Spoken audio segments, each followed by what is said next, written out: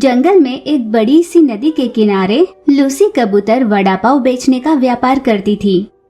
वो अपने वड़ा पाव के व्यापार से बहुत खुश थी। एक दिन उस गांव के मुखिया ब्रूसली चील और मही उससे मिलने आए। लूसी, तुमने इस महीने के पैसे नहीं दिए। सेठ जी, इस महीने बहुत तंगी चल रही है। आपको मैं अगले महीने 2 महीने के पैसे एक साथ दे दूंगी। क्या कहा? 2 महीने का एक साथ ले? अब बहुत हुआ तुम्हारी चिकनी चुपड़ी बातों में फंसना। चुपचाप अपनी पैसों की पेटी खोलो और हमें पैसे दे दो। सच में मेरे पास पैसे नहीं है। सच में नहीं है? अभी बताती हूँ। ये कहकर मही जबरदस्ती लूसी के पास वाली पेटी लेकर उसे खोलकर उसमें से सारे पैसे ले लेती है। लूसी ने उन्हें रोकने की कोशिश की। अपना मुंह बंद रखो। ब्रूसली चील और मही वहाँ से चले जाते हैं। ये सब कुछ होते हुए उसकी सहेलियाँ डोरा और टूनी चिड़िया देख रहे थे। लूसी, ये मैं क्या देख रही हूँ? कैसे निर्दयी लोग रहते हैं तुम्हारे गांव में। वैसे भी भला तुम्हें उन्हें पैसे देने की क्या जरूरत है? एक अकेली औरत को मेहनत करते देख भी भला दूसरी औरत उस पर ऐसा अत्याचार कैसे कर सकती है? घृणा आती है मुझे। नहीं नहीं टूनी, उनके बारे में ऐसा मत कहो। वो बहुत अच्छी हैं। ये तुम क्या कह रही हो? उसने जबरदस्ती तुम्हारी मेहनत की कमाई छीन ली और तुम कहती हो वो अच्छी है? यूँ वो दोनों बात कर रहे थे कि तभी वहाँ पर मही आई। लूसी, मुझे 1 प्लेट वड़ा पाव देना। हाँ मेम साहब, मैं अभी देती हूँ। लूसी ने तुरंत उसे 1 प्लेट वड़ा पाव दे दी। वहीं पास में खड़ी लूसी की सहेलियाँ मही को देखकर बहुत चिढ़ रही थी। वड़ा पाव खाने के बाद मही ने कहा, लूसी, वड़ा पाव बहुत स्वादिष्ट बने हैं। ऐसा स्वाद चखने के बाद में अगर मैंने इसकी सही कीमत नहीं दी तो मुझे खुद अच्छा नहीं लगेगा। ये कहती हुई मही ने बहुत सारे पैसे लूसी को दिए। वे दोनों आपस में फुसफुसाने लगे। अरे ये क्या? कुछ समय पहले ये कैसे बात कर रही थी और अब कैसे बात कर रही है? मेरी तो समझ में ही नहीं आता। मही, मैं फिर आऊंगी ऐसा कहकर वहाँ से चली गई। दोस्त, ये सब क्या है? कुछ समय पहले उसने ऐसे कहा और अभी अभी तुम्हें इतने सारे पैसे देकर गई। हमारी तो समझ में कुछ नहीं आ रहा। दरअसल वे दोनों इस गांव के मुखिया हैं। उनके पति हर व्यापार करने वालों के पास से जबरदस्ती हफ्ता वसूली करते हैं। उनकी पत्नी मही उनके सामने डांट फटकार कर पैसे तो ले लेती है, पर वापस आकर किसी न किसी तरीके से पैसे लौटा देती है। पति के पूछने पर ये कहकर उन्हें चुप कराती है कि दान धर्म में उन्होंने पैसे खर्च दिए। उनके पति की नीयत अच्छी नहीं है। इस बात को लेकर उन दोनों में कई बार झगड़े होते हैं कि इस तरह जबरदस्ती किसी की मेहनत की कमाई नहीं लेते, पर पति तो मानता नहीं। अरे रे, गलती हो गई। इतनी नेक चील के बारे में हमने कितना गलत सोचा। उन दोनों को बहुत बुरा लग रहा था। खैर छोड़ो, बताओ तुम दोनों का यहाँ कैसे आना हुआ? क्या कोई खास बात है? वैसे खास बात तो कोई नहीं। तुम वड़ा पाव का व्यापार करती हो ना, सोचा हम भी ये काम कर लेते हैं और तुम्हारे पास सीखने आए थे। सोचा हम भी अपने गांव में ये व्यापार शुरू करेंगे। हाँ, इस बढ़ती हुई महंगाई में किसी एक के कमाने से अब घर नहीं चलता। अरे इतनी सी बात, 2 दिन लगातार यहाँ पर आया करना। मैं क्या कैसे करती हूँ देख लेना।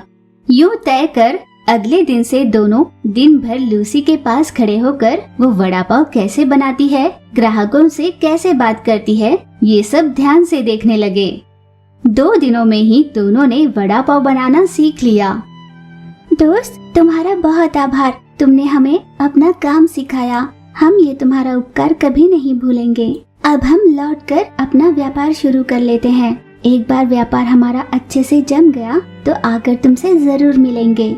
उसका आभार मानकर वे जब जा रही थी तब लूसी ने पीछे से आवाज लगाई, दोस्तों अपना ध्यान रखना। जाते जाते दोनों सहेलियों ने मुड़कर कहा कि हाँ वो अपना ध्यान रखेंगे। फिर वे दोनों अपने अपने गांव पहुंचकर वड़ा पाव का व्यापार शुरू कर लेते हैं। दोनों की बहुत अच्छी कमाई होने लगी। केवल 1-2 महीने में ही उनका व्यापार बहुत अच्छे से जम गया। वड़ा पाव के व्यापार में दोनों को इतनी अच्छी विजयी हासिल होने पर वे दोनों अपनी सहेली लूसी कबूतर से मिलने आए। दोस्त, आज तुम्हारी ही वजह से हमारा व्यापार बहुत अच्छे से चलने लगा है। ये कहकर दोनों ने कुछ पैसे लूसी को दिए। नहीं दोस्त, मैं तुमसे ये पैसे लेकर अपने दोस्ती का अपमान नहीं करना चाहती। मैं भी तो यही चाहती हूँ कि तुम दोनों भी बहुत खुश रहो। इस पर डोरा बोली, दोस्त, हम बहुत खुश हैं। वैसे भी ये पैसे हम तुम्हें ऐसे ही नहीं दे रहे हैं। हमें वड़ा पाव बनाना तुमने सिखाया है, यानी तुम हमारे गुरु हो, तो गुरु की दक्षिणा तो बनती है ना। कहते हैं कि अगर गुरु दक्षिणा ना दी जाए तो बरकत नहीं रहती। ऐसा कहकर उन दोनों ने जबरदस्ती लूसी को पैसे दे दिए। फिर वे दोनों अपने अपने गांव लौट गए। लूसी कबूतर इस बात से बहुत खुश थी कि अब उसकी सहेलियां भी अपने काम में आगे बढ़ रही हैं। इस तरह तीनों सहेलियां अपने अपने वड़ा पाव के व्यापार में खुशी खुशी आगे बढ़ रहे थे। टोनी और ब्रूसली की शादी हो जाती है। शादी के 10 सालों बाद भी उनकी कोई संतान नहीं हुई। इस कमी को लेकर वे दोनों हमेशा उदास रहा करते। हर दिन मही जैसे ही काम के लिए निकल पड़ता, टोनी मंदिर में जाकर भगवान के सामने अपना दुखड़ा गाया करती। हे भगवान, आस पड़ोस में रहने वाले सभी मुझे बांझ बांझ कहकर मुझे बहुत भला बुरा सुनाते हैं, मुझे बहुत दुख पहुंचाते हैं। इस पहाड़ जैसे दुख से मुझे कब पार करवाओगे भगवान? दिन बीत रहे थे। आखिरकार भगवान ने उसकी सुन ली। उसे एक सुंदर सा बेटा दे दिया। उस बच्चे को देखकर माँ और पिताजी फूले नहीं समाते थे। भगवान ने उस साल उनके घर बच्चा देकर उनकी सभी इच्छाएं जैसे पूरी कर दी थी। भगवान, हमारे परिवार की सुरक्षा आप ही करोगे। यूं वे दोनों भगवान से प्रार्थना किया करते। अचानक एक दिन तेज बारिश शुरू हो गई। आंधी, तूफान और बिजली के कड़कने की जोर जोर से आवाज आने लगी। नन्हा सा बच्चा घबराकर जोर जोर से रो रहा था। दुर्भाग्यवश उन्हीं के इलाके में बिजली गिरी। बचाओ, कोई हमारी रक्षा करो, हमें बचा लो। टूनी ने अपने नन्हे से बच्चे को सीने से लगाया। हे भगवान, अब मैं कहाँ जाऊँ? हर तरफ आग ही आग है। यूं घबरा कर वो रो रही थी। उसने सोचा, मैं भले ही बाहर नहीं निकल पाऊँ, लेकिन मेरे बच्चे को तो जीना ही होगा। ये सोचकर टूनी ने अपने नन्हे से बच्चे को एक बर्तन में बिठा दिया और उसे बाहर फेंक दिया। उसने भी बाहर निकलने की बहुत कोशिश की, पर हर तरफ आग लगने की वजह से उसका घर ढह गया। ब्रूसली तुरंत घटना स्थल पर पहुंचा और जैसे तैसे अपनी पत्नी को वहां से बचा लिया। कुछ समय बाद टूनी को होश आया। वो रो रही थी। सुनिए, मेरा बच्चा कहाँ है? बताओ, क्या हुआ है उसे? बताओ ना, क्या हुआ? अब चुप क्यों हो? बताते क्यों नहीं? बताइए ना, क्या हुआ है उसके साथ? अपना बच्चा घर पर नहीं है। मैंने आस पड़ोस में भी हर जगह ढूंढा। लगता है आग में वो जल चुका है। यूं बड़े दर्द के साथ उसने अपनी पत्नी को बताया। नहीं, ऐसा नहीं हो सकता। मैंने उसे जिंदा रखने के लिए खिड़की से बाहर फेंका था। जरूर किसी ने उसकी मदद की होगी। आप पता लगाओ। यूं आक्रोश कर रही अपनी पत्नी को शांत कर पति ने कहा, तुम चिंता मत करो, हम दोनों मिलकर अलग अलग दिशाओं में उसे ढूंढेंगे। पत्नी ने पति की बात मानी। अगले ही दिन दोनों अलग अलग दिशाओं में उड़कर अपने बच्चे की तलाश करने लगे। आसपास के कई क्षेत्रों में उसे ढूंढने की कोशिश की, पर कहीं उनके बच्चे का कोई पता नहीं लगा। कई मन्नतों के बाद भगवान ने हमें संतान तो दी, पर इतने जल्दी उसे हमसे छीन भी लिया। हमारी ही किस्मत भगवान ने इतनी बुरी क्यों लिखी है? यूं वे दोनों अपनी किस्मत को कोस रहे थे। बरसों बीते। वे दोनों अब बूढ़े हो चुके थे। किसी धनवान के घर में काम ढूंढने के लिए वे दोनों निकले। उन्हें लूसी नाम की एक कबूतर के घर में काम मिला। वे दोनों वहीं पर रहकर काम करने लगे। देखो टूनी, आज मेरा बेटा शहर से पढ़ाई खत्म कर घर लौट रहा है। उसके लिए उसके मनपसंद हर तरह का खाना बनाकर तैयार रखना। दोनों ने इस बात के लिए हामी भरी। जो कुछ भी लूसी ने लिखवाया, टूनी ने सब कुछ लिखा और वो सारे व्यंजन बनाने में लग गई।